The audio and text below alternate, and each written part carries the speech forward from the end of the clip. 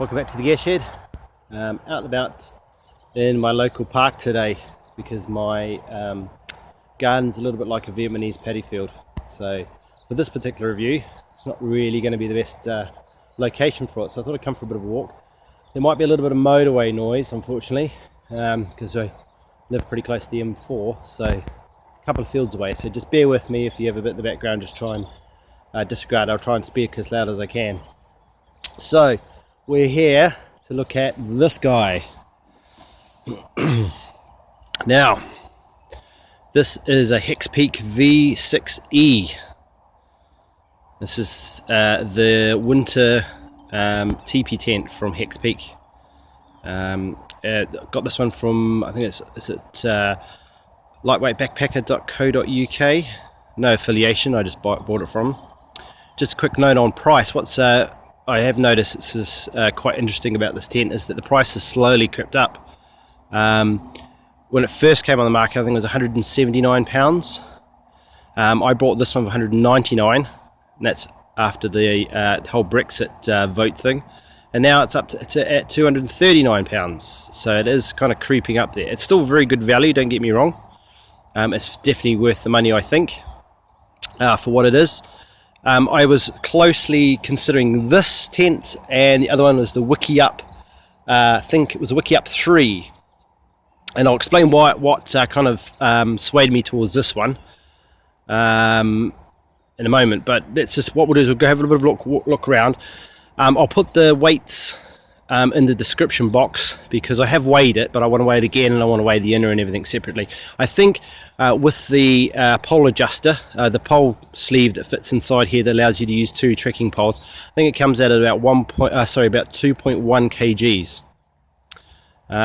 So let's have a little wander around. I'll have a look at it, and then we'll go around and have a bit of another talk about it. I'll just explain why I went for something like this. Now, I used to have a MacPack Olympus tent. You would have seen, if you look on my channel, you would have seen a review I did on that.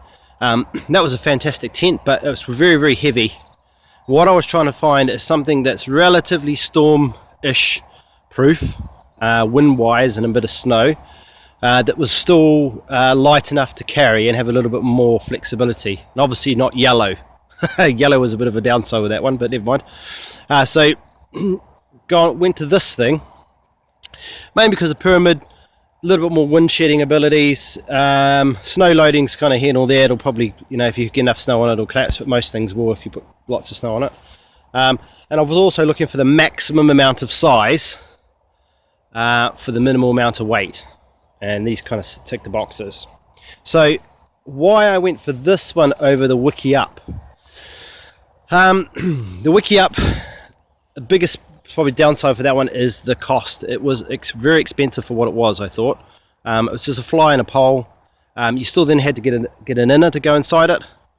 And then I also looked at the amount of time I was going to use it, the amount of time I was going to pay, and it was going to work out about 70. To buy it outright was £70 more, and then I had to spend another £70 for a inner for it, unless I bought a Chinese one. So that was a lot of mucking around, and yes, it was lighter, but it was also saw nylon completely. And I was looking at various comments about the saw nylon. I mean, I've got saw nylon tarps and stuff, and one of the comments was that it was possibly going to be a little bit, you might get misting and things like that about it. And also the thing I was probably concerned about was that it would stretch a little bit at the night. So especially with this sort of tent, it relies a lot on that tension to get the space inside it. So I was going from there. But I suppose the biggest thing that swayed me from it, this is kind of more winterized. I mean, it is heavier, but you've got around the edge of it. So if you're comparing this to the V6, which is the kind of the standard trekking version, this one has these have snow flaps, which I was quite interested in. That these also flick up, a little bungee piece here at the top that comes down and flicks into here, so you can lift the bungees up. Lift the bungees will lift the snow skirt up, so they'll give you a bit more ventilation. But I was interested in the snow skirt because if I would have brought the Heapeak, I probably would have put those on anyway, to just give me a bit more of a ability to actually connect it to the ground, put it down on the ground a bit more. The big thing with these ones is pegs. pegging points are quite critical to keep these things up and give them the wind strength. So having good peg points, but also this snow skirt I thought was quite interesting. I really like that. This little funnel mesh vent thing is kind of here nor there. I think it's I mean, it'll do an okay job, but it's not going to give you, you're going to get more ventilation underneath the actual tent than through here. But it's a clever idea. It's a very old-fashioned way of doing things, but it works very, very well. Getting a bit of rain here, so just bear with us. So yeah, so this got the snow skirt, and this is also siliconized nylon on the outside. So it's basic nylon. It's got a PU coating on the inside and a silicone coating on the outside. So trying to get the best of both worlds. I know it's not going to be quite as durable long term as a sail nylon tent, or as light as a sail nylon tent, but the advantage with it obviously is cost, but also this silicone outside does block a lot of the UVs, and that much the thing that ends up killing it. And the waterproofing on the inside is 2,500 millimeters, so it's still quite a thick coating on the inside, so that should last a long time as long as I look after it and make sure I put it away dry and that kind of thing. Now, so big thing with this is, although yeah, £199, you don't get a lot with it. You just get a few pegs. These pegs are actually quite crap. I've definitely got to get rid of these pegs. I've got to get some big, oh, it's going to fall down on us, a big MSR type clone pegs, the ones that look like giant knitting needles. I've got a whole host of those that I've bought already. That's going to obviously bump the weight up a bit, but it makes it a lot more secure. Thicker peg, longer peg. It's going to anchor it to the ground a bit better. And we're looking, you know, I'm going to get some snow style pegs as well for later on, for putting it up in the increment weather. So overall, it's actually smaller than I thought, and I think that's a lot to do with it being a teepee tent. We'll go inside in a second and we'll have a look inside it. But the thing is, when you look at the floor plan of it, you work out, wow, it's quite a big tent, because it's basically nearly 3.5 meters across both ways, and it's about I think it's about 1.5, 1.6 or something up here. So it is seems like a big tent, but because of the sloping sides, you're getting a lot of space in the middle, but not as much on the outside. So a lot of that not as well utilized. But the other reason I went for this is that you can leave the inner at home, and therefore that you can get two people in, maybe with a couple of bivvy bags in here. So then it starts getting into the realm of quite a nice large tent for a minimal amount of weight, right? Especially if you're not taking a pole, if you just take your trekking poles. All right, so we have a quick look around. So it's got a nice air vent in here. It's got a little foam stiffener, probably almost like a lightweight closed cell foam stiffener there, with a little plastic prong there with Velcro on there. It's just kind of a standard affair. It's got a standard door. It's a double zipped door, so it zips top to bottom and bottom to top. So that's quite good if you want to look out. But it's not a J zip. So you would have seen, I think, Backpacking Light do a couple of videos of these, and that's one of the things with it. It doesn't zip right up to here, so getting in and out of it's a little bit more of a push, but overall it's still okay. I mean, it's a massive door, huge door there, and you've got down the bottom here there's little clips, see those, which made up to little clips on the actual oh, where's he gone, the little door. I'm going to pull it right out and make a mess. Anyway, yeah, there's another clip like this on the bottom of the door, so you clip it together, and that actually holds the two pieces together down here, so they can't pull apart, so it just makes it a bit stronger. Not overly keen on these clips. Might have to change those. They're a little bit of annoyance getting them on off. They're just a bit more fiddly. There's bound to be an easy way of doing that, so I might look at that. Tie-up points are really good. Nice standard sort of heavy-duty tie-up point on the side with the ladder lock buckle. There's in the midway points of each panel, there's a little tie out there. I'll pop some cord through and put a cord tightener on there, because that gives that panel a bit more pull out as well. So they're on each one, and then you've got your little bungee ideas. They keep up the snow flaps, and then you've also got tie out points on these seams basically all around. So they don't come with guy ropes. So that's something you have to do yourself. So that's a little bit of a bum, but that's, handle there, I can actually sort out some of my own devicing, so that's pretty cool. If you really want to go lightweight and leave your poles and everything behind, there is a tie out loop on the top that's sewn into there, so you can hang it up from the top of the apex. So got a bit of reflective tape and everything around there, and also on all these things I've got a printed reflective tape on them, so they should stand out fairly well, so you can find it. Right, so let's have a look inside. So vestibule wise, it is sheer luxury. It's very hard to give you an idea why you're actually on the video, but there's a lot there. You can easily get another person there laying in there, not a problem. Easily get in there and actually sleep a second person. That's part of the idea, is that we can leave the inner behind in winter time. Just take a bivvy bag, each lightweight bivvy bag, and then we can get 2 people in here, and we can obviously dig a trench or whatever inside to give us a bit more room. So it's quite large. I mean, and so with this one here, with the f6e, the winter version comes with a 1-man inner. So it's technically a one-man tent. So it's quite heavy at 2.1 for a 1-man tent, but it is enormous, and it's also very spacious in the inner as well. So I will get in there in a minute. So there's a quick talk about the inner. It's clipped onto these. I'll come over this side and have a look. I'll give you an idea. It's basically got a little hook clip like we're seeing on the outside, clipped onto here, and it goes up, and there's a little basically a cord tightener there that tightens it up, and there's little plastic struts in the corners to give you some height in the inner itself. This is a bit finicky, a lot of dicking around on that, so that again that might change. I might put some other type of clips and stuff there to change that, just to make it a lot easier to get in and out, even if it's just a buckle lock kind of clip I can do. That will just make it a hell of a lot easier to actually put the inner up. You're not having to crawl around so much. So let's have a look at this inner and hop in and have a look. So so dog walkers. Right, so this is being the winter inner. It has bugger all mesh. It's just straight basically inner material, I suppose you call that, tent inner material that you see on a lot of other tents. So it will be, in theory, will be a lot warmer than a standard mesh inner. I thought later on what I might do is get a one of the Chinese copy kind of inners to go in this thing.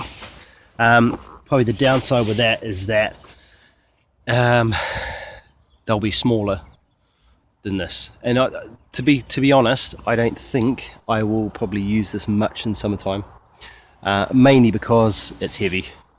I've got other tents I can use that are lighter summertime. Wintertime, you know, as a group shelter or something for a couple of people, I mean, I'd just take this maybe instead of a bothy bag. We'll see how we go. So I'm laying down here. It's going to be interesting to be able to see. So there's the feet at the end, and then if I turn around this way, hopefully you can see, there is a good, for me, I'm 6'1", there's a good foot between me, my top of my head, and the end of the tent. And even if I scrunch right up a bit more, okay, your head's going to start to interfere with this inner a little bit, but it's not that bad, I wouldn't think. For me, it's there's plenty of room in here. And if you look over the sides here, from me, hope you can see that, me from here across, there's huge amounts of extra space in here. I mean, I could probably get my 7-year-old daughter in here with a bit of a squish, stick her in there, and actually have a lot more room. All right, so yeah, so inside we've got a couple of pockets. There's not a lot of pockets going on. There's just an inner one here. Single door with double zip. I haven't actually pitched this inner too well because it has a little been raining, so I haven't actually been wanting to, and you can see I've been standing on it as well. It's a bit naughty. So you've got a 1 mesh panel on the top here, give you some ventilation, which is quite, I suppose it's going to be adequate in winter time. Not really good in summer, so yeah, bear that in mind if you're going to be purchasing something like this. I mean, the beauty of these is they're quite modular, so the single inner that they do for the V4, so the V6, no, sorry, the V4, the single inner for the V4, which is a smaller cousin of this, that will fit in here as well. So that makes it, gives you a host of different things you can do with that then. Now, I've got the backpacking light connector rod here, which is like an aluminium, I suppose it's hollow. It's basically an aluminium tube that's machined to take its diameter down, so it'll fit a number of different diameters of poles. And these are my Black Diamond Trail Pros, I think they are. Very, very, very flexible pole at the best of times. And even having this in here, you've got, as you can see, that's a lot of bending in it. So it'll be interesting to see how well that's going to hold up to a gale.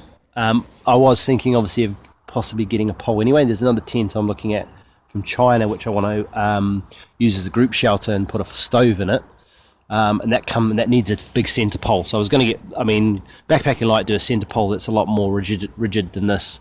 It's about 300 grams though, so yet again you're adding more weight to it. It's going to push it up to about 2.5 kilos for a one-man tent, which is a lot. But the ability, how I look at it, is that I can get 2 people in here really, realistically. So if you want to go spread it between 2 people, if you want to put it in here in winter time, put a bivy bag in here and have another person in here, there's going to be gallons of room.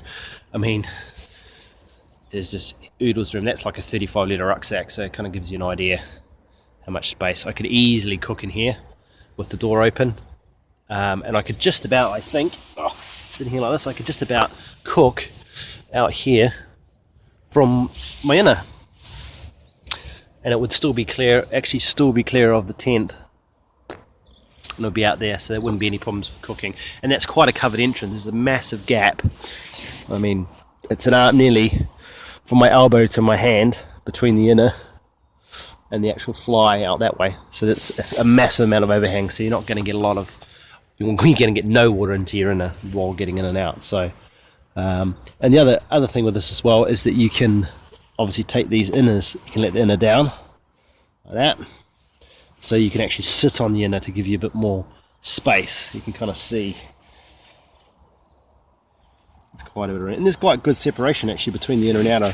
I pitched this inner really badly. This is the second time I think I've had it up, so it's early days yet. I haven't had to put it up in anger, so that'll be an interesting concept later on, what it's like. Yeah, so that gives you kind of an idea overall. Quality wise, it's not a bad tent for the price. It's not Heapeak quality by any stretch of the imagination, but it's definitely up there. I'd say it's just as good as Van Gogh, probably as good as some of the Terra Nova tents I've seen, which have been quite poorly made. So I wouldn't scoff at the actual build quality of it. One thing I did notice, which I think the people have talked about it before, is if I don't know whether I'm going to be able to make it do it. If you hold it up, just about see there is light coming through there. I don't know whether you can make that out or not. So being PU on the inside and siliconized on the outside, what I thought I might do is put some silicone on the outside, as you would in a saw nylon tent, and then put their seam, because you can't get a tube of seam setter, so I might put that in there to just kind of reinforce it. I think that's going to be what I've read about these sort of things. That's going to be the trouble spot, I suppose, is the having that stress on that top point. There is a reinforced material there. It feels like a piece of coated pack cloth, so it's just a bit of coated nylon, slightly heavier duty. But yeah, so let's get out of here. Overall, it's pretty good. For one person, it's enormous. It is an enormous tent. One of the other concerns I did have to begin with, which will probably pay out as we get along, is being able to find a flat enough spot for it, because as you look, come back a little bit, it is quite a big beast. As I said, 3.5 meters that way, so it's quite a substantial footprint. So that will be interesting to see whether I end up pitching my tent with a big clump of grass in the middle or a tree stump or something like that, because that's the only flat area. So that's going to be an interesting concept as well. But I think, snowfield, you know, Cairngorms, Snowdon, that sort of thing with a bit of snow on the ground, it will probably work out very, very well in the long run. So we're heading up to northern Wales for a bit of a kind of a walkies a couple of weeks from now. So I'll try and do a bit of video of that, and I'm going to definitely take this tent up with me to try it out because it's time of the year. We haven't got any snow, which is horrible grey, rainy UK weather. We had very, very light dusting today, but that's gone. Alright, so that'll give you an idea of how it all goes about. As usual, comments in the comments box if you want me to measure anything, because I know with these particular tents there doesn't seem to be very many reviews at all about them. Just generally there's only one or two sort of YouTube videos, and this particular tent, I think this must be probably just about the second time someone's done a review on it. So I know there's a lot of people who might be asking questions and the like. Yeah, fire those comments away. I don't mind answering, or bearing in mind I won't possibly be able to race out and put it back up again and do too much measuring for you, but at least I can give you some comments on about how it is. So just before I go, quick improvements. I'm going to put some, as I said, new pegs. These pegs are a bit crap, they're a bit short. They're kind of your cheap Chinese pegs that you get off eBay. They're definitely strong, but they're just a bit short for the amount, especially if you get a bit of soft ground, for the amount of actual pull that this thing needs for it to be tight. As you can see, like that one there is a bit slack around through here, so it needs a bit more, but these pegs are actually pulling out. So yeah, that's going to up the weight a little bit, but I'm a bit of a stickler. Everybody goes for these lightweight titanium pegs, and I just want big birdy pegs, and I've found in the past that those have actually worked really well instead of having lightweight titanium ones that bend and don't actually have much hold on them, especially for something this big. Okay, for a little lightweight tent that's, you know, under a kilo or something like this, but this thing is a bit of a beast, so you're going to need that. So yeah, so pegs, guy ropes, obviously remember you need to get those in whatever configuration you like. So I might throw some Dyneema, some nice yellow Dyneema on there with some got some MSR clone cord tensioners, which are really good, so I'll throw some of those in as well. And the big thing with these is what I generally do is not clip them on until I really need them. So I am looking at perhaps getting some, again upping the weight, getting some light S carabiners just to clip on here, just so you can imagine putting this up with a whole lot of birds' nests of guy ropes that manage to fall off and get tangled up. I mean, you can put some ties around them, which that might be another option to do. So yeah, so guy ropes, and then the inside part, definitely think I can do maybe a bit better with those end ties, holding the inner up just to make it a little bit easier to clip in. They seem to be, it's a good idea because you don't need extra pegs, because this just clips to existing peg loops, but it's a little bit more finicky to put up, and if you're grovelling around there in the pissing rain and, you know, on your hands and knees getting muddy, there must be a quicker and better way. But apart from that, I think it's pretty good. Quickly before we go, we'll just do a quick, I'm starting to ramble a little bit now, but do a quick look at the bag. Now, it doesn't pack down very small too, so let's have a look at this bag. This bag is a bit of a beast. It is quite large. It's quite long. I mean, that's my foot against it, so it's a good couple of feet long. So it doesn't pack down that much at all, but I think that is because that bag is huge. So if I make up a little steel nylon bag that's maybe half that size, it definitely has room to pack down. Can crush down a bit more. I think the only limiting factor is this little hood clip, this thing here. That's going to be the limiting factor for size. So we obviously don't want to crush that. But yeah, so apart from that, brilliant. So hopefully that answers any of your questions. It gives you a walk around. I will definitely do a video when we have this pitched, wherever that might be, and give you my thoughts on it. I have to I haven't been able to seam seal it because of the weather, so I might seam seal the top of this with a bit of steel nylon and just take my chances and hope we don't get too much rain. See how we go. Yeah, alright guys, so thank you very much. So yeah, comments in the comments box, remember to subscribe. I've still got some more videos to come. Thanks very much guys, and see you later.